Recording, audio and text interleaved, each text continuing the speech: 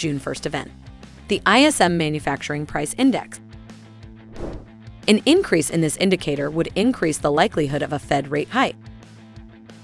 At the time of this release, gold could resume its decline.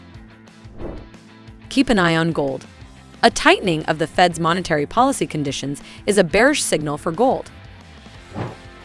June 2nd event. Oil stockpile data from the U.S. Department of Energy. Further inventory drawdown will only increase buying activity. Also keep an eye on the EU decision on the embargo on oil imports from Russia. Keep an eye on oil. Another bullish driver is rising business activity in China.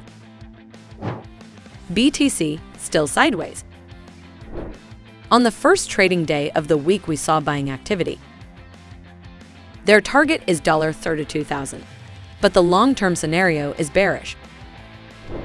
Keep an eye on Bitcoin. Keep a close eye on the $28,000 mark.